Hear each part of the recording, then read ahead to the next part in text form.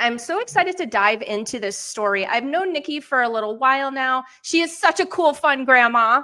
I'm like following her on social media and I see pics of her being an awesome, fun, paddleboarding, healthy grandma. And I love that. And I have a feeling that some of what you do now might leak into this story as we dive in. So Nikki reminded me that May is Mental Health Wellness Month. And here at Mom Nation, this is a subject that we talk about often because honestly, I don't think that it's talked about quite enough. So let's dive into your story, Nikki. Let's start at the beginning. Where are we going to start? What age are you going to bring us back to? Oh, what age? Oh, goodness. So I don't know, 54 years, that's a lot of years to be like, well, let's see, like which part really. Well, I would say after having, 5 kids, I think the reason that I really felt impressed to bring this up is that like you said, I just think that it's not brought up enough to be able to like share with each other of, and that it's maybe like something that we feel shamed about that, right. But I can tell you that, after the last 4 years, whatever, 4 or 5 years, whatever it was, that we all went through that. I really believe that we need that. So we need each other. We need to like share, and that we shouldn't feel guilty or shameful about, any of our, whether it's depression, anxiety, any of that. And so I just think that that's really, a lot of people have struggled with that. And I agree. And honestly, like, you and I are not very far apart in age. And I can remember from back, when I was growing up, this wasn't like your mental health wasn't something that was discussed. Like if did something out of the ordinary or behaved out of the ordinary, well, you just need to go fix yourself. Like, what's your problem, kind of thing. You know what I mean? Like, was it like that for you? It's pretty harsh, honestly. right. I think that, again, I think that a lot of people, especially women, that we tend to like hide, and and that we like, we just, we can solve everything on our own.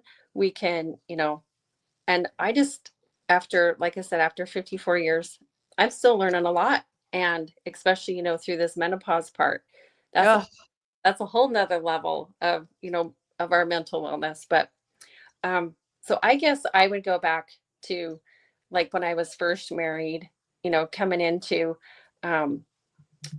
thinking that, when you're married, you kind of have, this, we have this checklist, we have this manual, right? Of like, whether it's with our husband, whether it's with our kids, or, whatever we have, we kind of come in, at least I know I did, that I've learned over the years that I've come into like a marriage with this manual of thinking, okay, he's going to do this and this and this and this and this. And he's got, he's going to be this way. And I think even, I came from a divorced family when I was like 15, so I've been running my own show since I was like 15. Yeah. So your parents were divorced, is what you're saying? Mm-hmm. Mine were too. And when did your parents divorce? When I was, 15, 16. When at 15. Oh, okay. Okay. Yeah. Tell me a little bit about that, if you don't mind jumping into that, because quite honestly, like a lot of the trauma that I brought with me into adulthood came from that. And it was just things that were not my own. They were things from my caregivers, my parents' divorce, that kind of thing. And that, at first, when I first started dealing with my own mental health and started going to therapy and things like that, it didn't even occur to me that their things were, had absorbed their stuff, if that makes sense. Do you feel like at some level you did? I think so. I always felt like, there was always that, I don't think there was a reason for it, but I really believe that, for so long, I always felt like, oh, I handled it well. I didn't have, I didn't struggle too much with what they needed to do in their life. And they both are amazing parents. My dad, he got to raise us, but I always say I think we raised him with three Yeah, daughters. that happens. We raised, I tease him, we raised you, I think. But yeah, I think that we have those. And like I said, I always felt like, oh, I was fine. I was fine through it all. But then as time has gone on and I've done, whatever, some therapy or some coaching or whatever, and realizing that, yeah, there's really, I react this way because, maybe, Of that. yeah, of that. But I never Yeah. felt, I never felt like, that it just wasn't like a devastating thing in my, of course that was hard, but like I said, it wasn't until later on in as the years have gone on that I could recognize more of like, oh, that's probably why. Yeah. That's probably why I react that way, is is because of some of those things. So That is an eye-opening part of therapy that honestly I love. There's a couple eye-opening parts of therapy that I love, and that really is one of them, is following the trigger and to see where, it began. And that is really difficult to do. You understand what I'm saying, right? it's Like like following the where that trigger sort of started. And a lot of what I discovered when I was following my triggers all the way back to where they began was that a lot of this stuff does start in childhood or teenagehood and that sort of, part of our lives. Were you feeling like that? I mean, you just said it, but are you feeling still now, having been through all that you've been through, 54 years and all that you've learned and gained? Do you feel like a lot of what you carried with you through those younger years was from that time? right. I think so. Because like, Yeah. like in a marriage, like I said, I felt like, well, what I learned in through this coaching program is that we have this manual. Again, I always go back to the manual to explain people of like, we have this manual, right, of like how it's going to be like, and how he's going to be and how he's going to take care of me. And I think that I always say but I came into it thinking that he would be able to like fix, he'd be able to replace like maybe some of the things that I didn't have. Yeah. And I think, gosh, that's just really, I mean, that's human of us. But again, I learned to like, that's just not really fair because he's just a human. And Yeah. That's a big job for him, right? don't have to carry on of trying to, fix. And so I just learned a lot to different, modalities, whether it's meditation, again, therapy, acupuncture. My favorite lately is foot zoning, because Mm, that brings up a lot of our emotions. And so a lot of emotions are stored in our body, that create a lot of disease.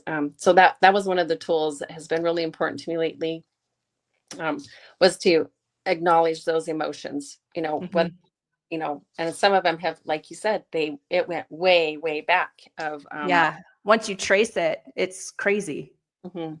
of how far back. So give me an idea of when you decided. You mentioned a couple of different things that you have done in your past or you're still doing today that help address mental health, help, enhance your mental health. When did you first decide that you needed to do that? Was it just kind of like, did somebody introduce it to you, or were you like kind of feeling a little stuck and like something needed to change? Like, what was the catalyst of you finding things to help yourself?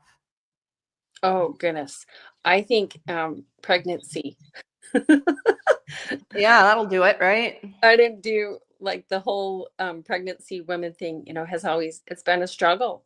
And what I've learned now, all these years later, that there are some reasons why. I think, being pregnant, like I said, I think that a lot of people, they're taking the wrong, supplements, Yeah. which their body, can't use. For me, that wasn't my case, but I think that the biggest game changer was my dad. introduced me to a chiropractor when I was 19, when I was in college, and he was actually blind. And Oh, that man was like, he was one of the greatest mentors, at that young age. And he was a big difference in, teaching me about nutrition when I was, first pregnant. And he would work on me, um, you know, four times a week, to make sure that, to keep it all balanced. But I think that's where I was first introduced to and I, and I haven't ever, I mean, I guess there's times in life where it's been, that I put myself, on the back burner. And then I've yeah. had to be like, oh, wait, now I know what to do, to get myself out of this and to feel better. And so, that part of that nutrition, because of that man, that one chiropractor, that has always been, so for 30 whatever years, that's always been, part of my journey is to, keep finding different solutions and different resources, to help balance hormones, or you know just help like mentally, of like, oh my gosh, I'm looking in the mirror and who is that girl, of like, I'm either nursing or I'm pregnant, or and I'm trying to feed all these kids. And we were self-employed most of our life. We've been self-employed, and so Yeah, having businesses, and it's a lot. it And is. so and I find women, that they're the same, of like, who is this girl in the mirror? Like, I don't know her. Hmm. Instead of be able to, I don't know, to have different things over life.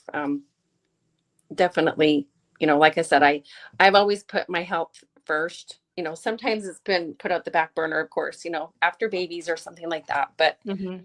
I've just learned really young from that chiropractor. Um, and it's funny because my dad wasn't like, he, drink pop, and not the pop's bad.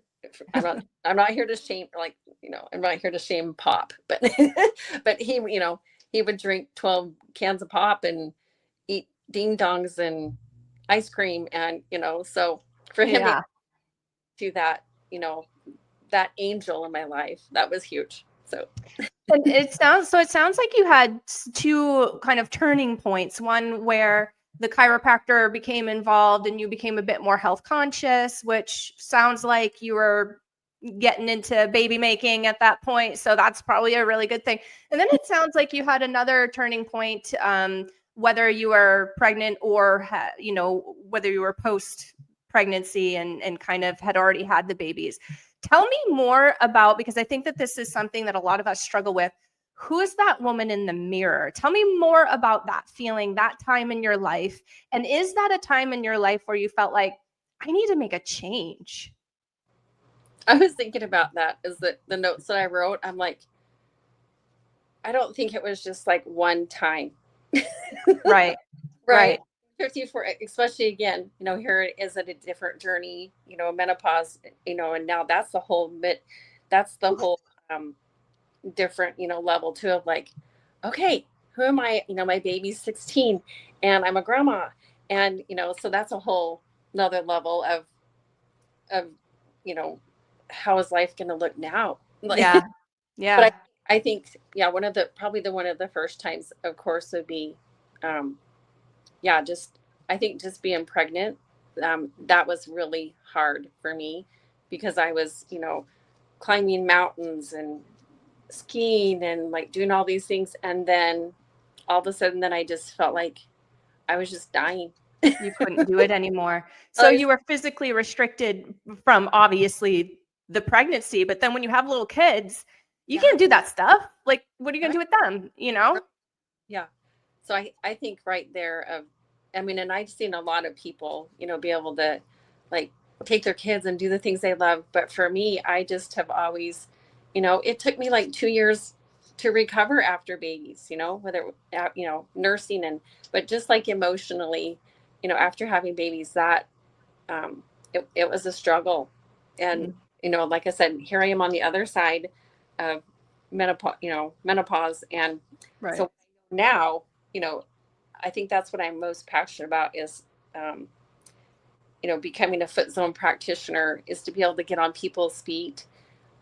Just because that was such a hard, like, I have 5 kids, 7 pregnancies, so there was just a lot of it, a lot of mental health, things there, of where it just felt devastating, because here life it looks different.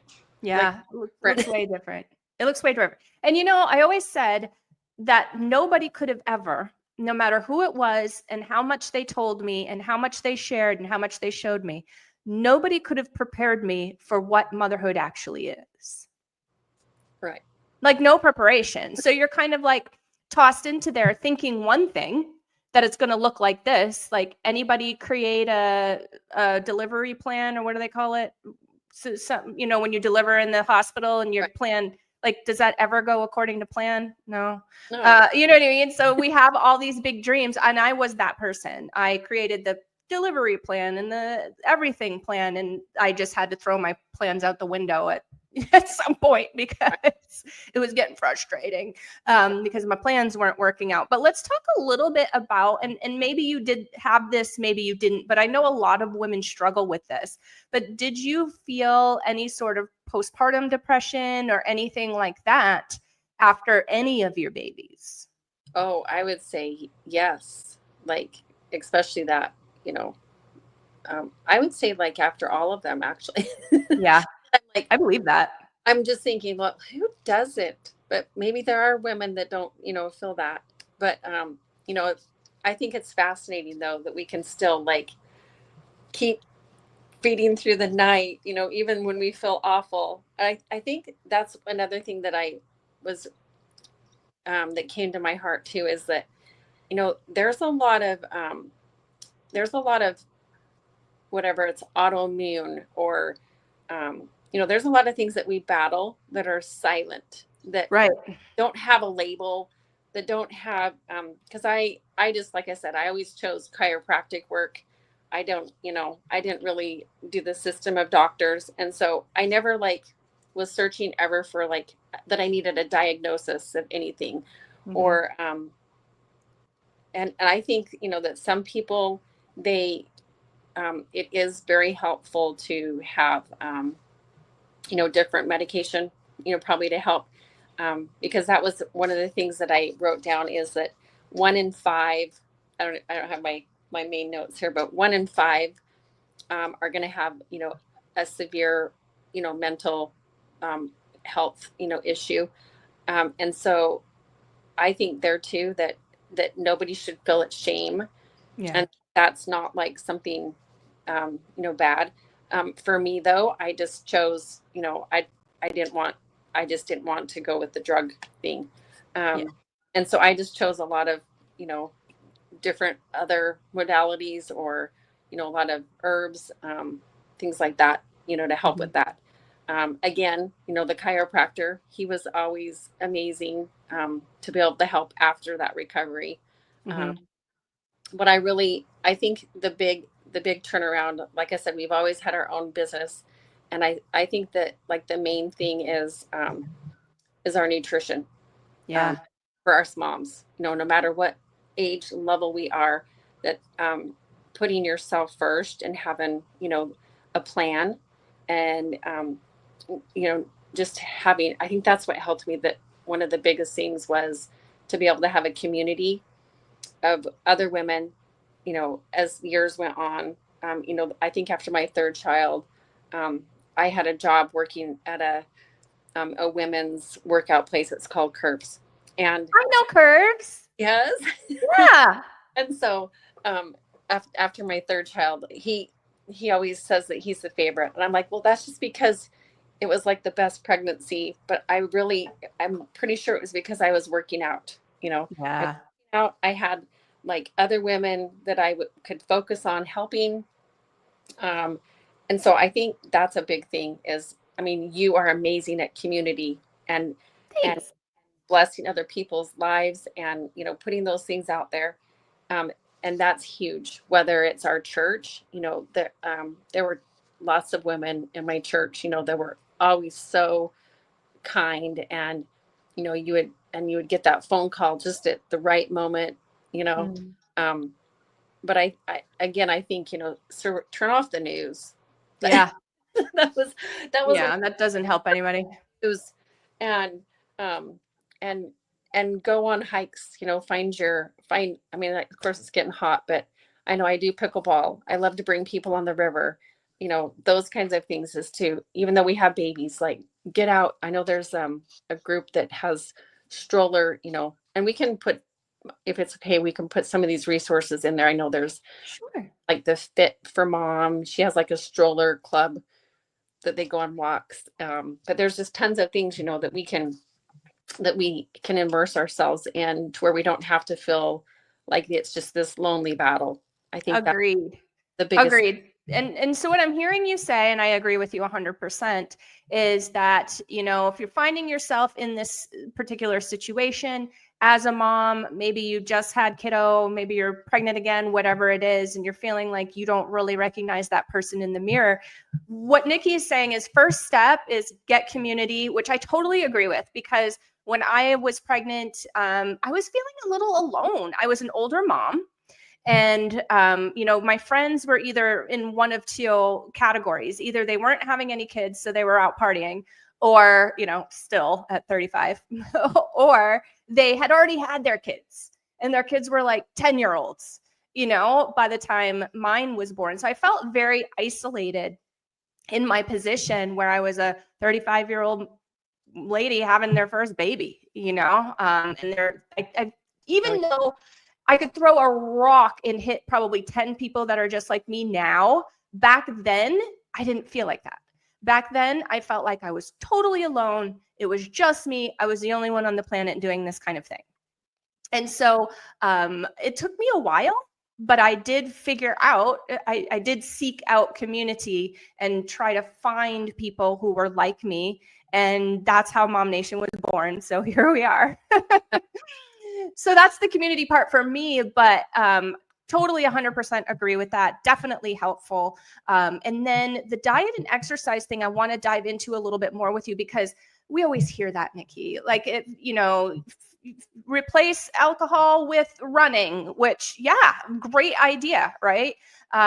Replace your carbs with more protein and healthy carbs. Like, yeah, okay. I don't know that people really truly understand what happens inside their body when they make those changes, and how that creates more of a happier human. Can you get into that a little bit? Right. I think, the hormones are like huge, Yeah. And then hormones. Yeah. During pregnancy, you've got this surge of, certain hormones. And then after you've had the baby, then you've got these other surge. And if you're nursing, you've got all these different facets that are happening in your body. I really think that I actually have like a list, that's really, really helpful for like after. One of the things I just that came back to me is after, like, they have a lot of their prenatal vitamins, that come from like a pharmacy. Mm-hmm. If there is a genetic marker that if you have the MTHFR gene, I thought this was fascinating, that if you're taking folic acid, after your baby, they've found that that's where a lot of the depression, a lot of postpartum is coming from, is from women would, I think it's like 57% more women have this genetic marker. And so they actually, if they have folic acid in their prenatal vitamins, their body can't use it. It can't detox and use it up, because it's a man-made, man-made, whatever vitamin. And Yeah. so that's where it creates a lot of the depression, like the anxiety for postpartum in women. Mm. I was like, oh, that makes so much sense, because Yeah. if their bodies can't use it, that's what, happens into their brain. So I really believe, that, I mean, it's hard when you have babies and you just don't feel good. And like I said, you might have some underlying, issues that don't have a diagnosis. Yeah. I a lot of autoimmune things happening throughout my life. And, to this day, I'll still have flares, but what I've loved, I think that I've loved learning most is that, um, you know, science is getting so great that, our bodies want to heal. Yeah. When we have all these things that mask it, it can't do its job. It can't do its job to heal. And so one of the things that I've loved is like just knowing, there's certain things that you can do to like know what your body needs. And I really think that was one of the big game changers too. And especially like through your, PMS, like I said, Mm. pretty much anything that had to do with women, like our hormones or menstrual cycle, like it just all felt like it's just so hard. It is. And doctors, I mean, I don't know if you've had a different experience, but for me and a lot of the other women that I talk to, doctors are just like, oh yeah, you're just a woman. That's just what you have to deal with. And that's kind of like what we get, we get a little gaslit a bit. But let a man walk into a doctor's office and have half the problems that we have. And, they're going to be running tests and doing all these other things. It's just a little unfair. Can you tell them a little bit? Right. I know. Of here's the pill. Here's a pill. Yeah, that too. Yeah. Yeah. So. Yeah. So community, diet and exercise, big deals, big deals. And then you're talking hormones. Now, a lot of us don't know anything about hormones at all. So how do we learn? And I don't think it's like, again, it's not shared enough that we just think, that we're just, there's no hope for us. Yeah. There's, so like I said, there's so much science and so many different, so much different testing that's happening out there for us. I haven't really gone the route of the HRT yet. What is that? I don't even know what that is. All right. Your hormone replacement therapy. Oh. So I haven't really gone, that route. So I know somewhat a little bit about that, which is really helpful. I mean, I know that, getting blood work done is huge. That does tell, that tells like what's happening in your body at that moment. Right. And so I think the biggest test, that'll tell a little bit about like your thyroid, but there's so many other things that I don't know that I, have learned over the years of like, there's other things, that are underlying of that sweet thyroid that are like the problem, Mm-hmm. the thyroid gets all the show. Yeah. So, yeah. but, anyways, I'm not sure where I was going. Oh yeah, the hormones. Yeah. So see, that's like the the the brain that comes back around. But I would say like for hormones too, you have like the Dutch test, that's really helpful. But I think that the number one thing, that I've come up with, like I said, in all the testing, is getting a methylation test. And so knowing how your body detoxifies, because, if you carry the MTHFR gene, it's responsible for like, so many different, things that are happening in our body, whether it's infertility, so people that haven't been able to have kids, a lot of that can also affect, be affected from like the folic acid. Mm-hmm.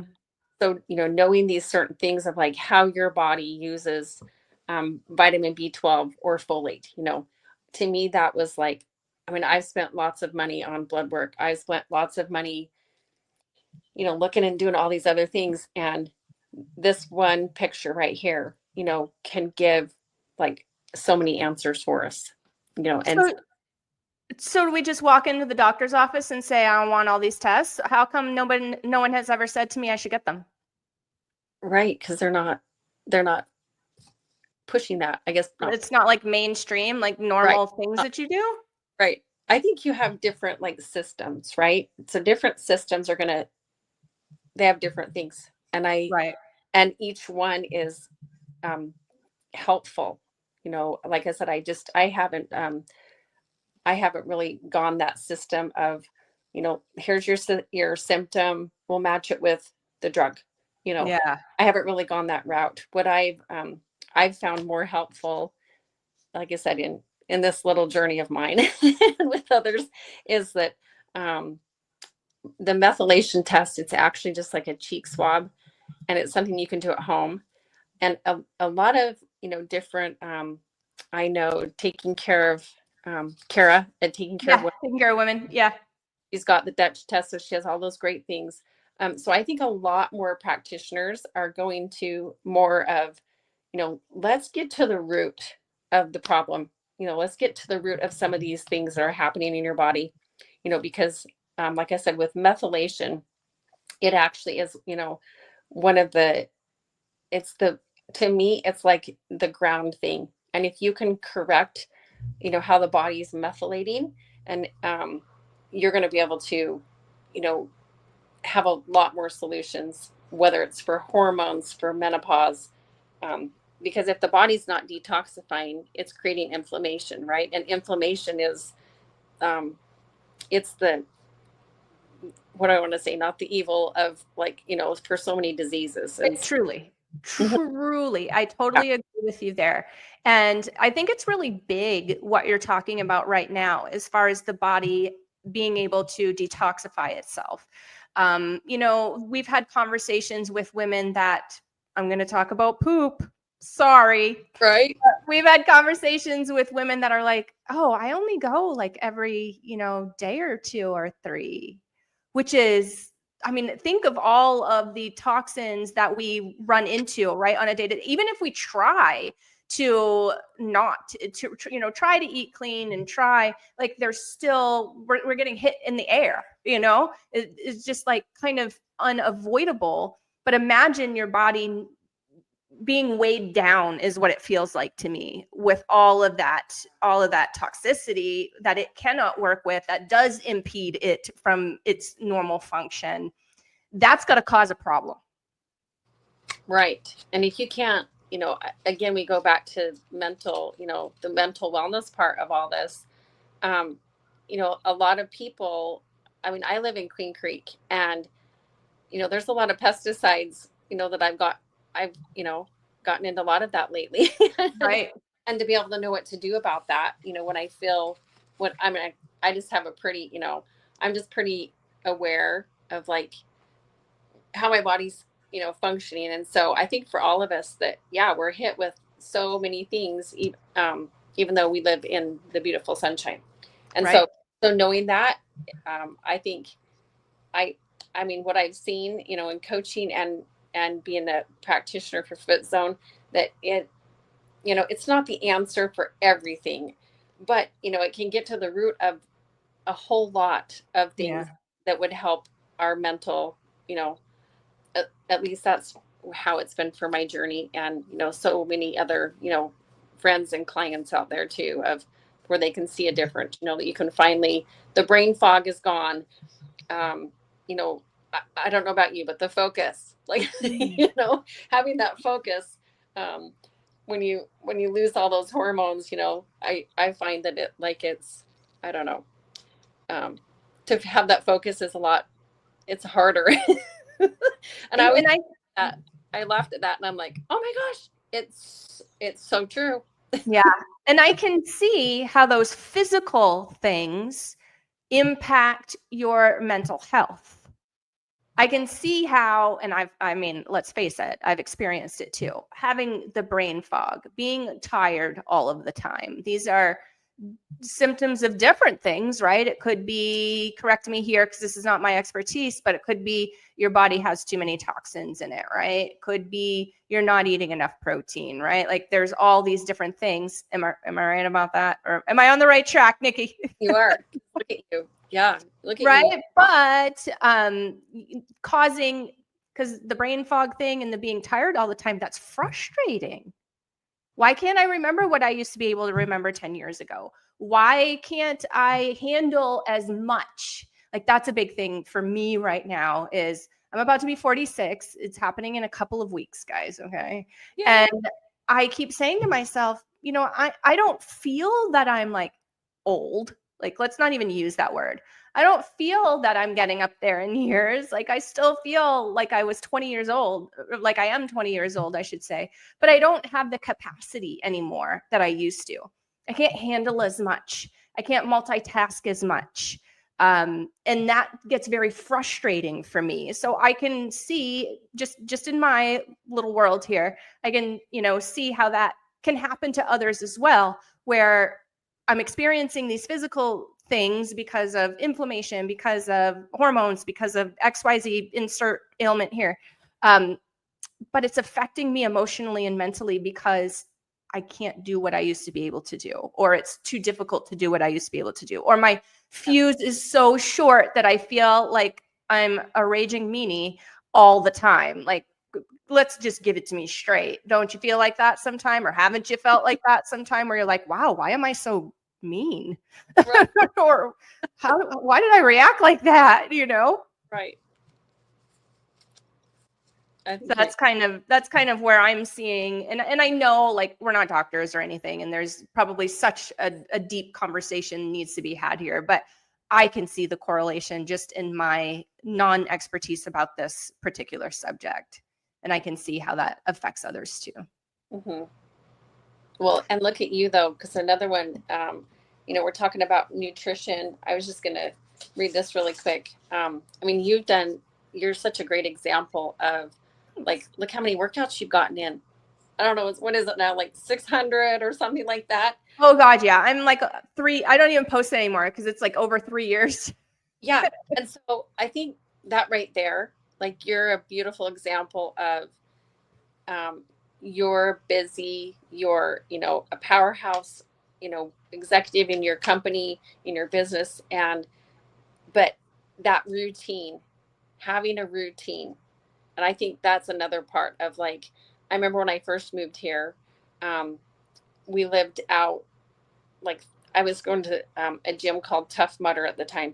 And even though it was like 30 minutes away, I was like, determined to get there. And so I think putting a message out there, like you've done with exercising, is like to have your routine and to give yourself that as that gift. Yeah. Whether that, I know for me, I lived up in Los Angeles by the river. And so I was going to the river like 3 or 4 times a week, just because it brought so much joy. But now that I live, kind of far away, it's harder to get there. So I do keep it, that I get to go once a week. Yeah, that's awesome.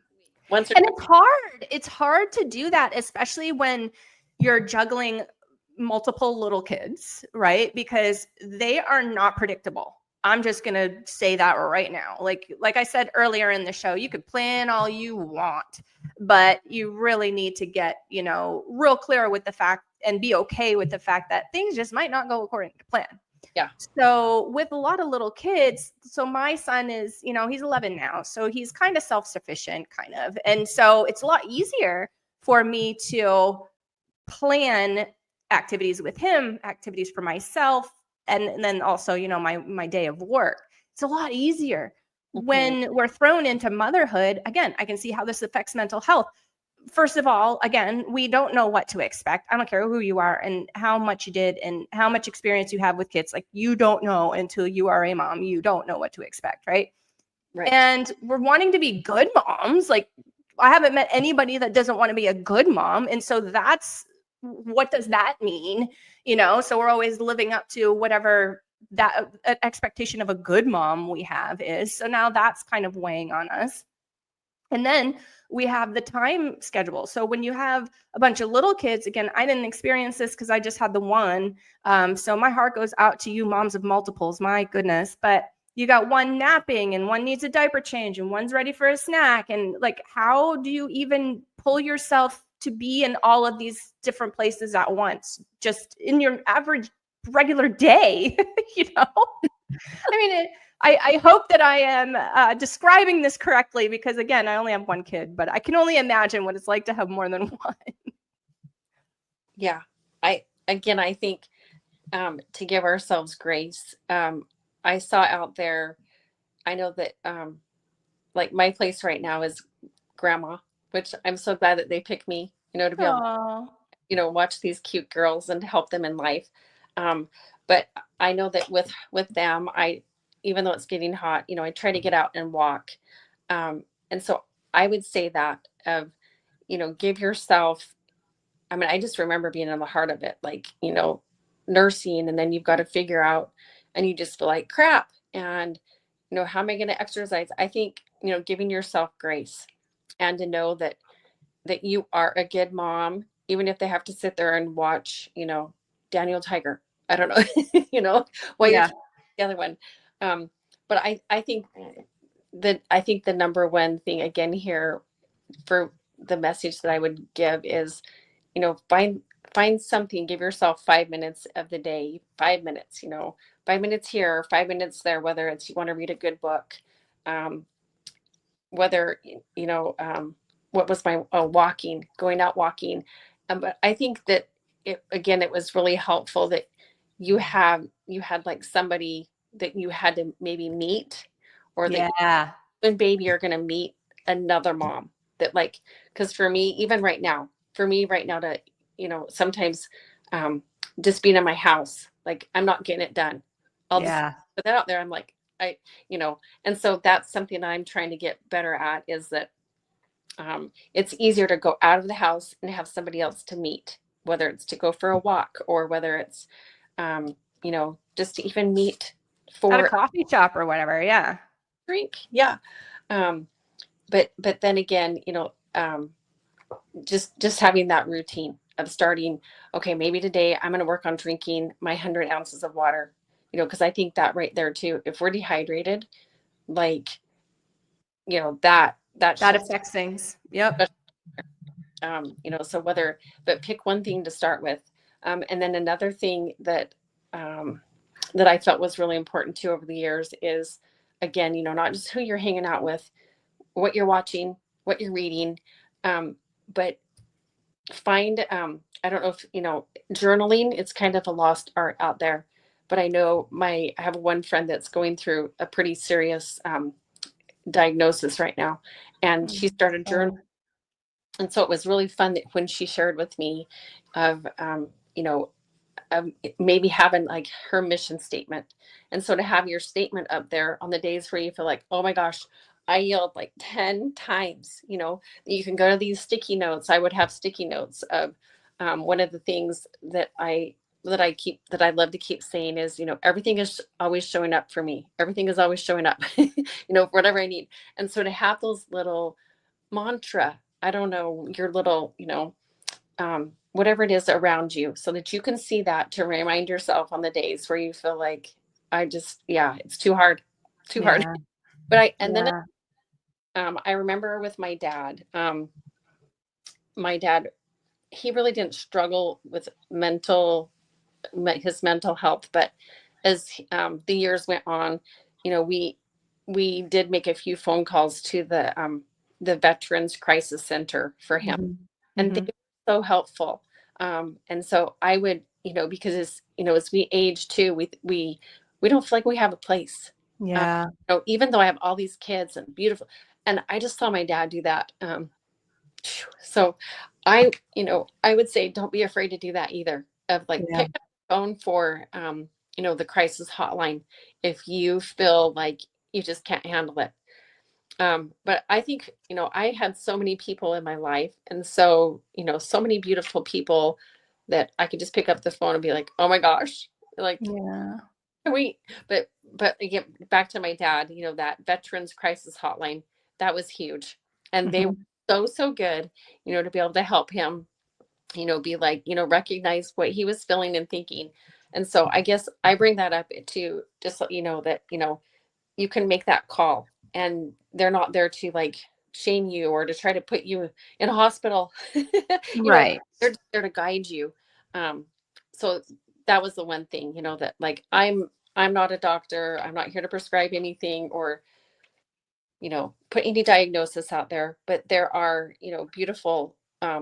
beautiful tools and, ways to be able to help mamas, to feel better. And there's so many, like I said, there's so many solutions. Again, my church, um, that's always been a beautiful hotline for me to be able to just, I think even when we feel so bad, is to go serve someone else. Yeah. Even though we're doing all this serving with our kids, whether it's grandkids or, our husbands, that when we can go and lighten the load and lighten the burden for someone else, that is just, it takes it off of what we're going through.